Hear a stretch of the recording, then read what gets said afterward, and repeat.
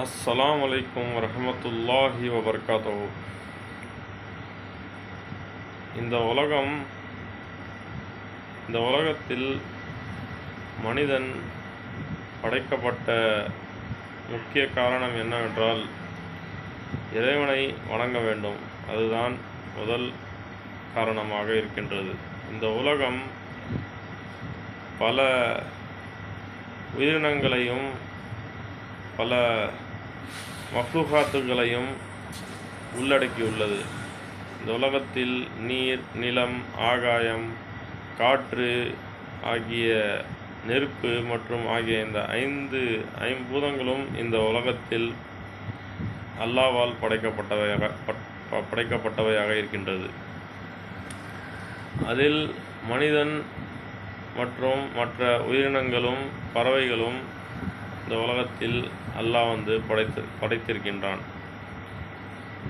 எல்லா உயிரினங்களிலும் மேலான ஒரு மக்லூக்காக மனிதர்களை அல்லாஹ் படைத்துள்ளான். அனைத்து ஜீவராசிகளுக்கும் மேலான ஒரு ஜீவராசியாக நம்மை படைத்துள்ளான், மனிதர்களை படைத்துள்ளான் அல்லாஹ்.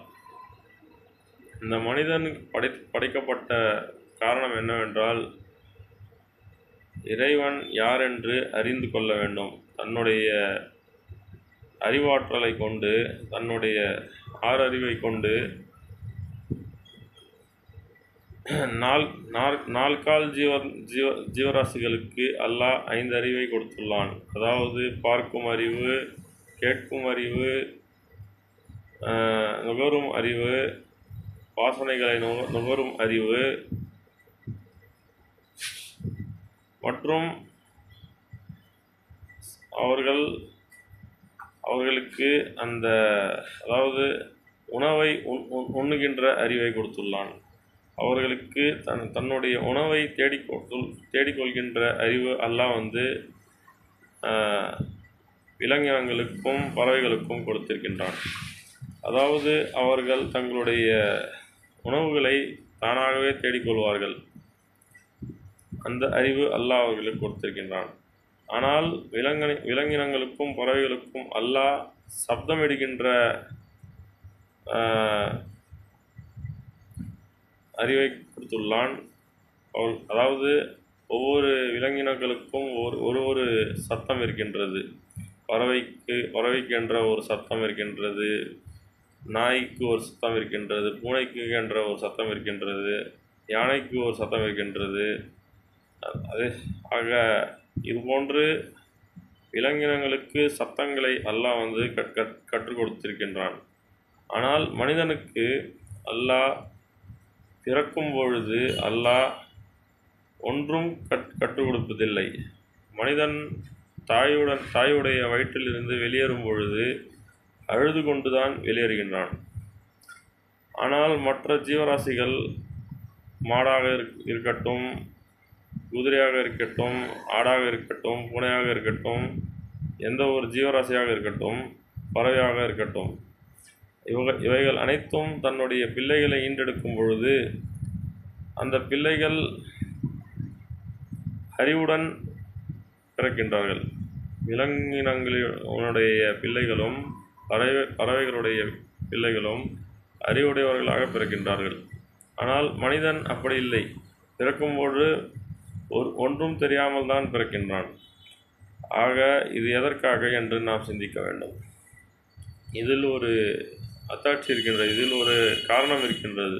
மனிதன் புரிந்து கொள்வதற்கான காரணம் இதில் முக்கியமான காரணமாக இருக்கின்றது. ஒரு மாடு பிள்ளையை ஈன்றெடுத்தவுடன் அந்த மாட்டின் அந்த கன்றுக்குட்டி ஒரு 10 நாட்களிலோ 15 நாட்களிலோ எழுந்து நின்று விடுகின்றது. 10 மாதங்களை தாண்டியவுடன், ஒரு வயதை கடந்தவுடன் அந்த மாடு பால் கொடுக்க தொடங்கி விடுகின்றது. ஆனால் மனிதன் அப்படி கிடையாது. ஒரு வயதில்தான் மனிதன் எழுந்து நிற்கின்றான். ஒரு வயதில்தான் தவழத் தொடங்குகின்றான். ஒரு வயதில்தான் உட்காரத் தொடங்குகின்றான். ஒரு வயதில்தான் எழுந்து நிற்பதற்காக அவன் முயற்சி செய்கின்றான்.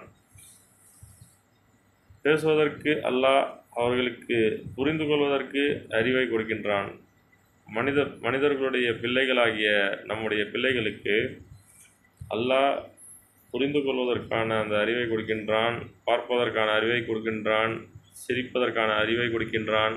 நாம் ஒரு குழந்தையை பார்க்கும்போது சிரிக்கின்றது, அழுகின்றது, அதற்கு வலி, அதாவது உடலில் ஏதாவது பிரச்சனை, வயிற்று வலி அல்லது பசி எடுப்பதாக இருந்தால் அது வாயால் பேசாது, அழுகையால் தான் கூறும். ஆகவே மனிதனை அல்லாஹ் பிறக்கும் பொழுதே பேசுகின்ற திறனை கொடுக்காமல் தான் பிறக்க வைத்துள்ளான். ஆக மனிதனுக்கு இருக்கின்ற மிக முக்கியமான திறன் எதுவென்றால் பேசும் திறன். அந்த பேசும்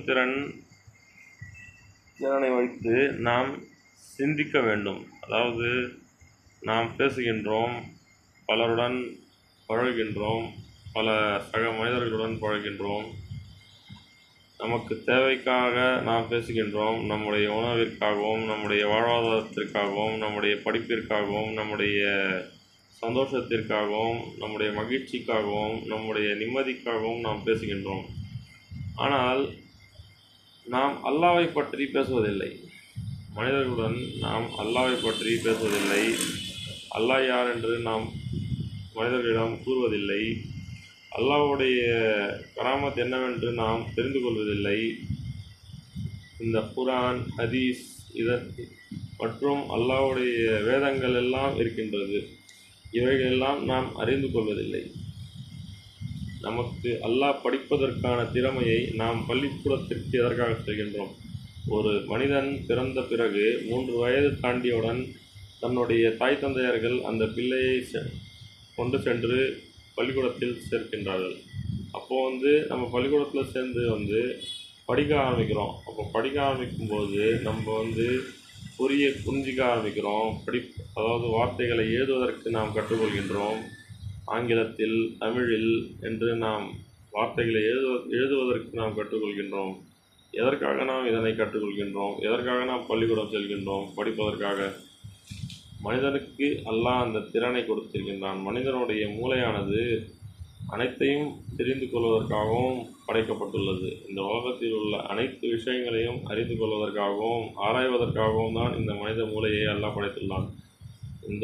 இந்த காலத்தில் நாம் பார்க்கின்ற அனைத்து கண்டுபிடிப்புகளும், நாம் ஓட்டுகின்ற வண்டியாக இருக்கட்டும், மேலே பறக்கின்ற விமானமாக இருக்கட்டும், அல்லது ராக்கெட்டாக இருக்கட்டும், அல்லது நாம் தினமும் வேலைக்கு செல்கின்ற பேருந்தாக இருக்கட்டும், ட்ரெயினாக இருக்கட்டும், அனைத்துமே மனிதன் படைத்த படைப்புகள் தான். இது எங்கிருந்து வந்தது? அல்லாஹ்வுடைய கராமத், அல்லாஹ்வுடைய அறிவு மனிதனுக்கு அல்லாஹ் கொடுத்த அந்த அறிவால் தான் இவை அனைத்தையும் மனிதன் படைத்தான். அல்லாஹ்வுடைய அந்த கராமத்தை கொண்டு. ஆக நாம் இதனை எல்லாம் பார்க்க வேண்டும். நாம் வீட்டில் உபயோகிக்கின்ற இந்த மின்சாரம் எங்கிருந்து வந்தது? இவை எங்கிருந்து படைக்கப்பட்டது? இது காற்றிலிருந்து படைக்கப்பட்டது. தண்ணீரிலிருந்து படைக்கின்றார்கள், காற்றிலிருந்து படைக்கின்றார்கள், சூரியனிலிருந்து உற்பத்தி செய்கின்றார்கள். இவைகள் அனைத்தும் மனிதன் இவ்வாறு படைக்கின்றான். இந்த ஆற்றலெல்லாம் மனிதனுக்கு அல்லாஹ் எப்படி கொடுத்தான்? ஒரு கடலில் கப்பல் செல்கின்றது, அதனை எப்படி மனிதன் படைத்தான்? இவை அனைத்தையும் நாம் சிந்திக்க வேண்டும். அதே போன்று இந்த உலகத்தில் அல்லாஹ் ஹதீஸில் குறிப்பிடப்படுகின்றது, இந்த சமுதாயத்தில் அல்லாஹ் 1,24,000 நபிமார்களை அல்லாஹ் அனுப்பியுள்ளான். இந்த 1,24,000 நபிமார்களும் அல்லாஹ் ஒருவனை பற்றி தான் மக்களிடமும் மனிதர்களிடம்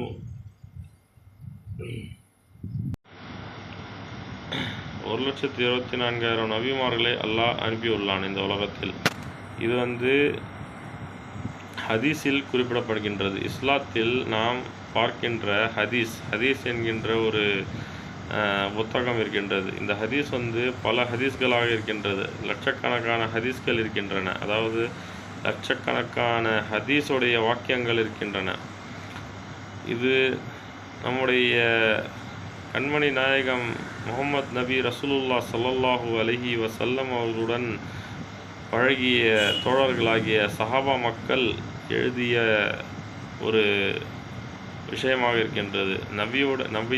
நபியுடன் பழகும் பொழுது அவர்கள் கூறிய விஷயங்களையும் அவர்கள் பயான் செய்த விஷயங்களையும் அவர்கள் வாழ்ந்த வாழ்க்கை முறையையும் இவர்கள் ஒரு புத்தகமாகவும் அல்லது ஒரு வாக்கியமாகவும் எழுதியுள்ளார்கள். ஒவ்வொரு நேரத்தில் நடைபெறுகின்ற விஷயங்களையும் காரியங்களையும் இந்த சஹாபா மக்கள் குறிப்பிடுகின்றார்கள்.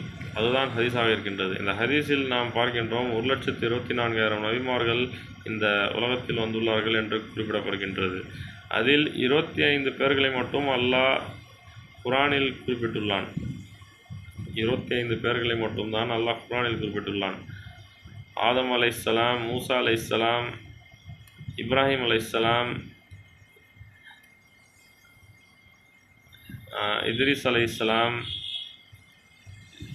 யூனுஸ் அலைஹிஸ்ஸலாம், யூசுப் அலைஹிஸ்ஸலாம், யாக்கூப் அலைஹிஸ்ஸலாம், ஈசா அலைஹிஸ்ஸலாம், முஹம்மது நபி ஸல்லல்லாஹு அலைஹி வஸல்லம் என்று 25 பேர்கள் அல்லாஹ் நபிமார்கள் குர்ஆனில் அல்லாஹ் வந்து அவர்களுடைய வாழ்க்கையின் சரித்திரத்தையும் அவர்கள் மக்களுக்கு எவ்வாறு ஏக இறைவனை பற்றி எடுத்துரைத்தார்கள் என்பதை பற்றியும் அல்லாஹ் வந்து குர்ஆனில் குறிப்பிட்டிருக்கின்றான். அதாவது லா இலாஹா இல்லல்லாஹ், இறைவன் ஒருவன்தான், அவனைத் தவிர வேறு இறைவன் இல்லை. அதாவது ஏக இறைவனுடைய அந்த அந்த அந்த ஒரு விஷயத்தை வந்து மக்களிடம் எடுத்துரைத்தார்கள் இந்த நபிமார்கள் அனைவர்களும். ஏனென்றால் அந்த காலத்தில் மனிதர்கள் அறிவற்றவர்களாகவும் இறைவன் என்றால் என்னவென்று அறியாமலும் இறைவனை பற்றி புரியாமலும் அவர்கள் வந்து பல தெய்வங்களை வணங்கி கொண்டிருந்தார்கள். அவர்களுக்கு புரியும் வண்ணமாக நபிமார்களை ஏக இறைவனாகிய அல்லாஹ் வந்து நபிமார்களை கொண்டு வந்தான் இந்த உலகத்தில். இந்த உலகத்திலே பிறந்து வளர்ந்து வாழ்ந்த மனிதர்களை அல்லாஹ் தன்னுடைய செயல்களை செய்வதற்காக தேர்ந்தெடுத்து இந்த ஏக இறைவனுடைய இந்த